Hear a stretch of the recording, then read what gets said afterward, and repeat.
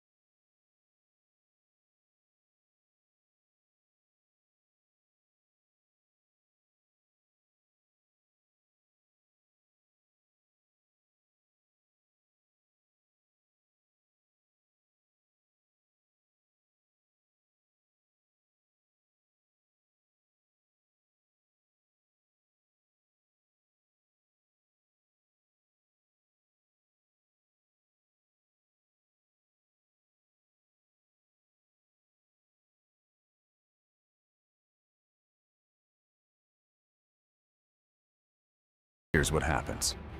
Your anxiety is trying to make you responsible for the entire right column. Your brain is screaming, control this, control this, control this. But you can't, and you're dying trying. The moment you see it in writing, the moment you admit what's actually outside your control, something releases.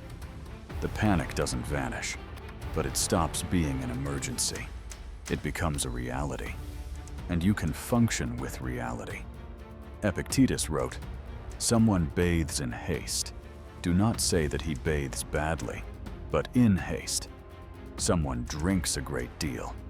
Do not say that he drinks badly, but a great deal. Unless you have the knowledge of his opinions, how can you know whether he is acting badly?" Plain English, you don't know what's going to happen. And the thing you're most terrified of, you could survive it. And if you admit that, the fear loses its power. Here's the exercise. Your anxious brain is creating a horror movie about what might happen. Let it. Don't fight it. Instead, write down the actual worst-case scenario. Don't be reasonable. Go dark. I'll bomb the interview. They'll tell everyone. My reputation will be destroyed. I'll never get hired again. I'll lose my house. I'll die alone. Get it all out. 1 minute of pure catastrophizing in writing. Now, read it back. Look at it. Then ask yourself, if this happened, all of it, could I handle it? And here's the thing. You could. You wouldn't like it, but you could survive it. Humans are absurdly resilient. You've survived 100% of your worst days so far. Now that you've admitted the worst case and you know you could survive it, your brain can finally relax. There's no emergency anymore. There's just a possibility. And you can work with possibility. Epictetus wrote, "It is not things that disturb people, but their judgments about things." Plain English. Your body is reacting to what your mind is telling it. Interrupt the signal. Your nervous system will follow. Here's the exercise. You're feeling the physical panic. Tight chest, racing heart, sweating. Don't think your way out of it. Your body doesn't respond to logic when it's flooded with adrenaline. Do this instead. Stand up immediately. If you can't stand, sit up straight. Now, 5 rapid movements. Touch your toes, or as far as you can. Jump or step side to side. 10 times. Spin your arms in circles like a windmill for 5 seconds. Shake out your hands like you're flicking off water. Then hold ice on your face for 10 seconds, or splash cold water. That's it. 1 minute, total. Here's the neuroscience. Panic is your nervous system stuck in fight or flight mode. Your vagus nerve controls whether you're in panic or calm. These movements activate it directly. Your heart rate drops. Your body chemistry shifts. Your mind follows your body. You're not thinking yourself calm. You're physically resetting the system that was running away. That's why it works instantly. Epictetus wrote, "Don't demand that things happen as you wish, but wish them to happen as they do, and you will get on well."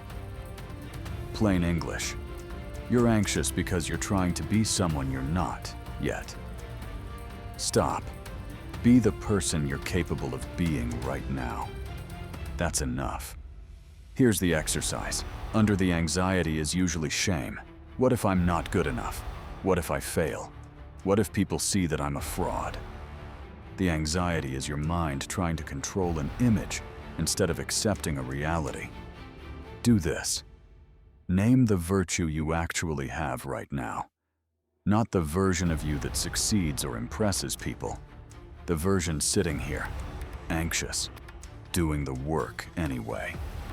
You have courage. You're facing this when you want to hide. Honesty. You're admitting you're scared instead of pretending. Effort. You're trying. Humility. You know what you don't know. Pick one. Say it out loud. I am courageous enough for this moment. Not I will be. Are right now. You're more capable than your anxiety thinks. The moment you acknowledge the actual virtue you have in this second, the need to control the future loosens. You're not trying to become someone else anymore. You're just being who you are. Epictetus wrote, "Confine yourself to the present. It's the only thing over which you have power." Plain English. Right now, in this exact second, nothing is happening. You're safe. Everything you're terrified about is in a future that doesn't exist yet. Here's the exercise. Your anxiety is pulling you into the future. The interview, the results, the consequences. The only place that exists is now. Do this immediately. Touch 5 things around you. Say what they are. Desk, water bottle, plant, chair, wall. Feel each one. Take 10 breath counts where you're only focusing on the air moving in and out, not controlling it, not breathing right, just noticing it. Then ask yourself, right now, in this exact moment, am I actually in danger? The answer is no. You're not. You're safe. Your body chemistry will follow that truth. Your nervous system will recognize no immediate threat. Relax.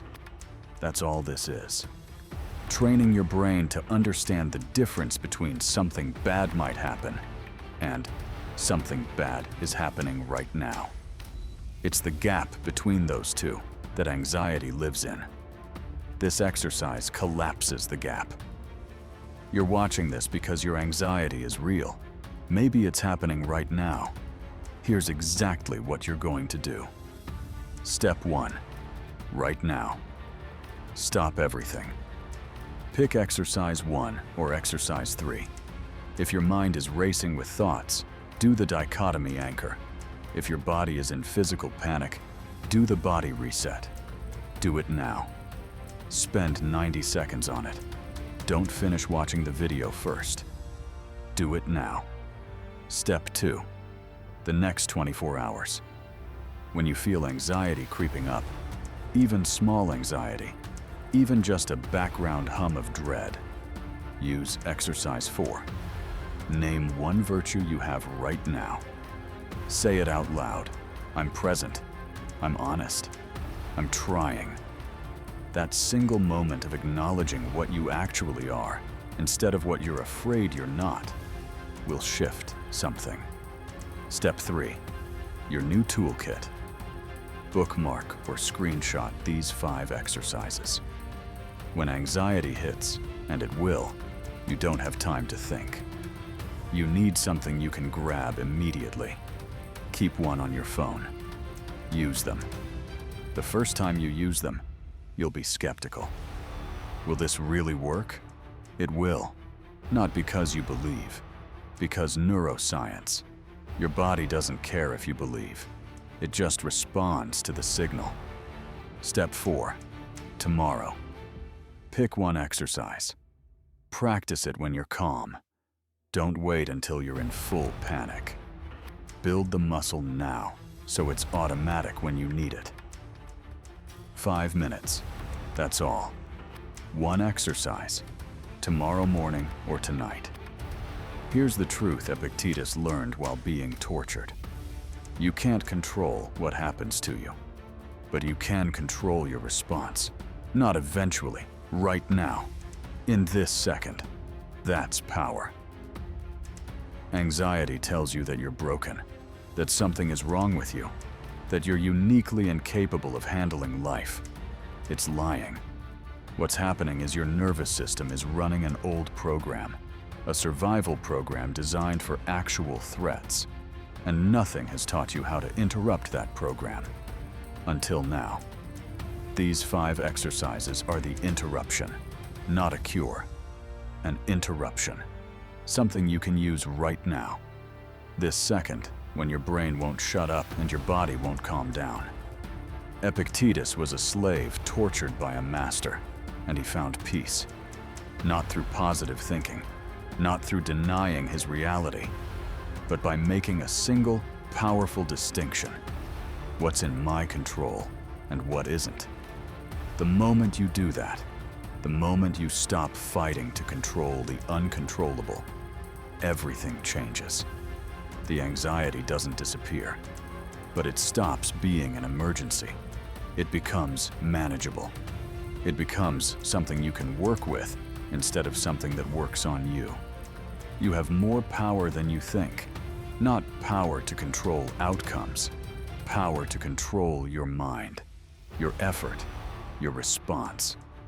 That's the whole game. These exercises prove it. Use them. If this helped, subscribe. Share it with someone drowning in anxiety right now. And use these tools. Not someday. Today.